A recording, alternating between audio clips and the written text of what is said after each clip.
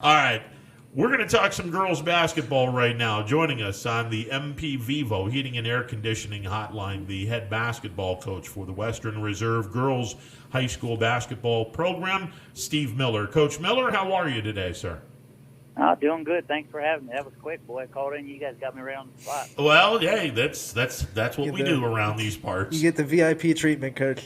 Coach, 3 and And 0. 3 and 0 on the campaign, 2 and 0 in the league. The last time you guys played, you knocked off Jackson Milton 85-34 up in North Jackson. I know it's early in the season. What have you learned at this point from your basketball team? Basketball team 3 games into the season.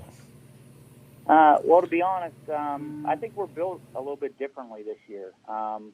Last year we made 171 threes, which is kind of crazy. When I took over the program 8 years ago, I think the most threes they ever had in a season at that point for girls was in the 60s, and so we put an emphasis on a lot of numbers and stats and records and goals, and built from there. And last year's team was a perimeter shooting team, and I say that, but obviously everything's still centered around the girl in the middle.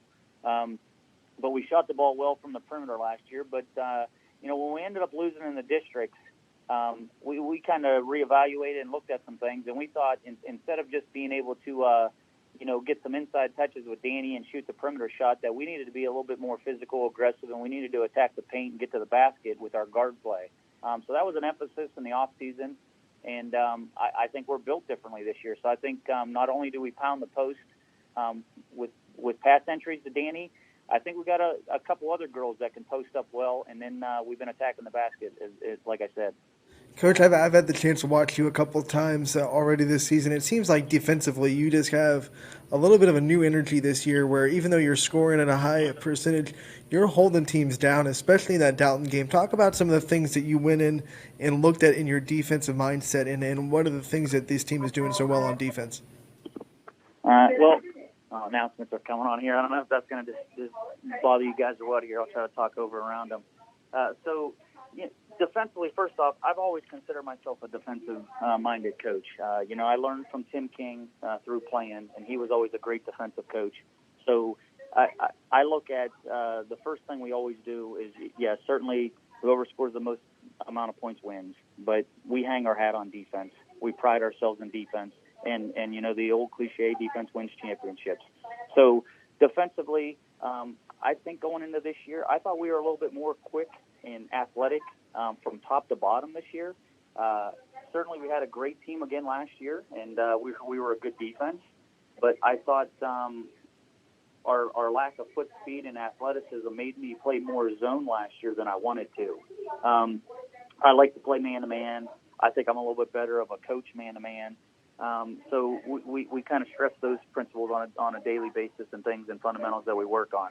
Now, the weird thing is a couple of the wins that we've had so far this year, we went to zone. I mean, it was tied up 19-19 at halftime against Springfield. We jumped into a zone, caused them some problems, got some turnovers, and kind of, ended up pulling away in that game. And then against Dalton, we went to the zone also. And I thought the zone did a good job against them and caused them some problems and kind of slowed them down. So defensively, we run a lot of different stuff. We have a lot of different variations. But again, a lot of things that help us defensively is, we got a 6'2" girl in the middle that can alter, block, and stop a lot of shots. So if you want to penetrate in there, you got to score and you got to finish over her. And then I think defensively we got some girls on the perimeter that move their feet pretty well that can get into passing lanes. Well, and Coach, having the big presence like Dani at 6'2" in the middle, if she's double teamed, she can still be big enough to where she can throw it out to the person who's open for the shot. And that's something that she's been working on, and we've been working on. I think last year we would throw it into her and maybe just kind of, I guess, hope she would finish. And teams did a good job as far as, coming at her and doubling her from different angles and different stuff. So, we talked this summer and this offseason about inside-outside touches and moving the ball, and she's becoming, a better passer from in there as well.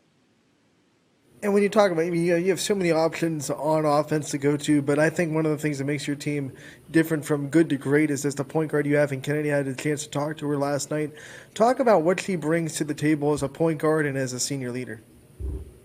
First off, Anthony, I got it. I didn't even know that interview was coming. She come down and showed me last night, and I appreciate it and thank you not only from a dad but from a coaching standpoint because that was a nice interview. She is kind of a little bit unsung, like you would say, and she does do all the coaching things that maybe sometimes get overlooked by people because it's not always in the stat sheet. But I've been coaching almost 20 years. Did the varsity boys for several years here, and then did the girls. And I mean, like you said, you appreciate a lot of the little things that she does, knowing the game, high IQ. Knowing who to get the ball, when to get them the ball, and hitting them in that right spot. She's never going to be replaced. She's now 18 years old, but it took a long time to raise a point guard. Let me tell you. I mean, sitting on the benches, going through things, going to games. She's had a lot of learning and growing up. I guess just being around the game has helped her.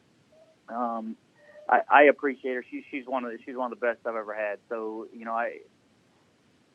she does a good job getting us in the flow of things. She does a good job of the tempo. She does a good job of understanding this year. I think when she needs to score. Last year, I thought she kind of maybe took care of everyone else too much, and now she's doing a good job as the year has started, knowing that she's got to keep herself involved in the game, not just her teammates. Western Reserve girls basketball coach Steve Miller joining us on the MP Vivo Heating and Air Conditioning Hotline. Coach, I'll give you guys all the credit in the world. You have beefed up your non-conference schedule.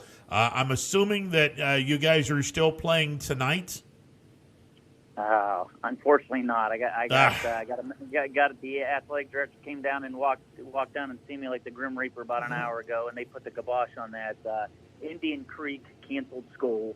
Roads are clearing up, but there's still a possibility that they might get a little bit here and there this evening. It's an hour and a half drive, and our administration just didn't feel comfortable putting us on the buses, not getting home until about 11:30 tonight. So we don't know if we're going to reschedule that. We wanted to. I mean, they're like 6-0. They won 22 games last year and return everybody. So we definitely wanted the challenge on that. We're honored. And flattered, to be honest with you, all the teams that have reached out for us. I mean, we had Newark High School in Columbus that is just a great program and loaded. They called us looking for a game, and for some of these schools to be looking for a little Division IV school to play, that's saying something. Louisville from out towards Alliance just called us and looking like we're going to schedule them. We had planned on playing Canfield, and then there were some COVID issues, and we put that on hold. We got Salem and Poland coming up. We got West Branch coming up. So, I mean, I'm honored for the test. Our girls are up for the challenge. You want to play the best. That's what prepares you for the tournament. So, we got a great schedule. And that's ultimately iron sharpens iron. By the time the tournament is going to go on, you're going to probably be the most prepared Division IV team in this area and perhaps in the state of Ohio. Well, hey, we tried to do that last year. We got dinged up a little bit, but, we know going through our league and going through our tournament play that, we got arch rival McDonald right there all the time. And they got a great team. They got everyone back. They got us 2 of the 3 times last year. We got them the year before in the district final. So we're pretty much always preparing for the tournaments. We're always preparing for those. But, we want to play the best. And to be the best, you have to play the best, and you got to be battle-tested in this game. In basketball, you don't have to run the table. Like you said, you just got to sharpen your tools and see what you got and go out and play efficient every night. When we talk to coaches, we always ask about accountability and what kind of things they hold their players accountable for. What's your philosophy on the accountability factor, and what kind of things do you hold your players accountable for? Oh, Anthony, I love that word that you just used because, in fact, I made a note card sitting today at my desk at lunchtime, and I wrote down accountability. And, I guess sometimes people that don't play for me or their kids that don't play for me don't really know me, and they sometimes just see me on the sideline, and maybe I look a little bit crazy or overly intense. But accountability is a lot about what it is. I mean, I blew up at halftime at the Jackson-Milton game, and some people would say, you know, wasn't it like 49-17?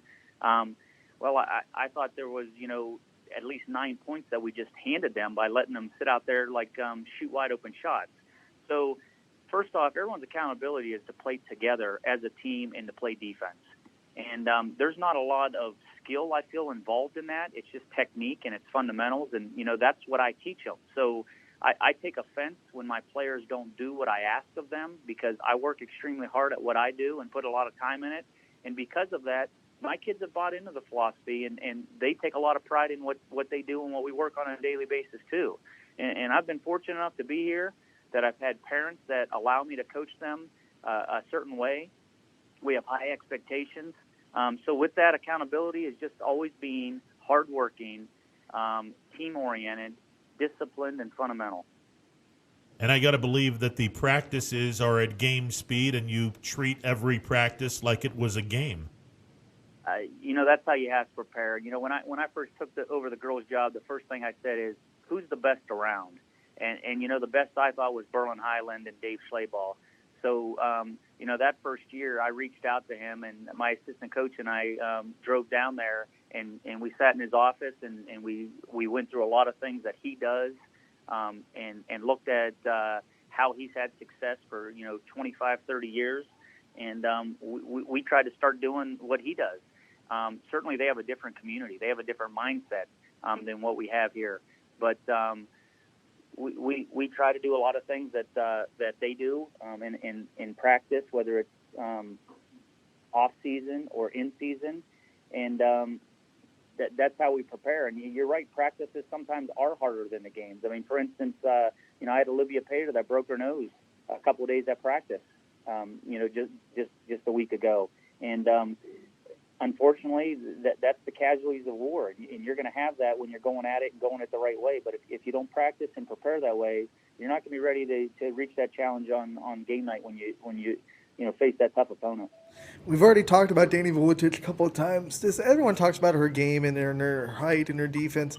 Talk about some of the stuff she does off the court and some of the intangibles she brings to make her such a good leader, not just a good player. Well, you know, certainly, you know, Dani's gifted in a lot of ways. She kind of, to be honest, is kind of, I don't know, like maybe loosey-goosey. I mean, she kind of, you know, a giggly, girly type that, you know, most people might not know. But then yet she's serious about her craft and about working and developing her skills and getting good. I mean, Dani comes in and day out and wants to work and wants to get better.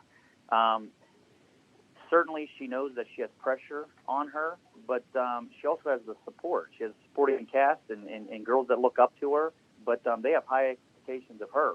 And just how I said, we had a rough locker room talk at halftime the other night against Jackson-Milton. That wasn't on Dani, but the game before, you know, Dani got lit up pretty bad at halftime.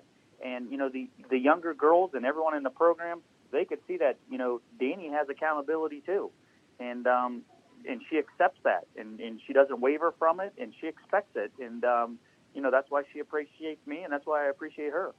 Coach, before we let you go, obviously it's one thing to roll out the basketballs and tell your varsity team to do this and do that and then reap the rewards, but everyone who's ever been in coaching knows the varsity is just the cherry on top of a delicious sundae.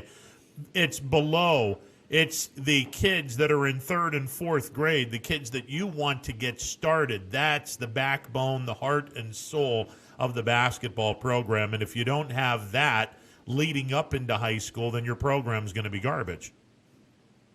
Couldn't agree with you more. And you know, again, when I started years ago, now I did have a daughter, an older daughter that was in high school at the time.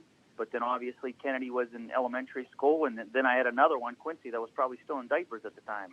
So I knew I was going to be in this for a while, and I did start at the younger and the youth levels, you know, trying to really coach them up and coach my coaches up. And I think I appreciate things that you guys do on YSN. I mean, even interviewing, you know, some of my players last night and covering the games. I send those out to my youth coaches. I tell them to share them with their parents, share them with the other girls, because they truly look up to these girls in our program, as if they're major role models, and they're someone that they really miss coming to the games, because even though it's girls basketball, these youth girls come, and our attendance has been great over the years, but before this year, so they love tuning in and watching the YSN games live. My coaches right now, I got two guys in fourth grade, Roy Shook and Paul Myers, helping with that grade. Fifth grade, I got two ladies, and Mickey Hendon and Dana Hibner, that's helping in that grade. Tammy Leone's done my youth for a number of years. She's doing sixth grade and also junior high. I got a girl that played for me before, Alexis Hughes, that still stayed in the program, and she's coaching one of my junior high teams right now. So you're right. You can't just sit there and take these girls in high school. In order to do it year after year, it's got to be with the youth. And, when someone says, well, you're getting out next year, all these girls are graduating, I like to just kind of say, oh, well, we might be down, but what exactly does that mean? Because Western Reserve doesn't want to, rebuild. We just want to keep reloading. Coach, all the best to you. Congratulations on your start. Damn shame you're not playing Indian Creek tonight. Hopefully you guys get an opportunity to reschedule. Man, I appreciate you guys. Thank you very much. You got it. Steve Miller, the head basketball coach of the Western Reserve Blue Devils.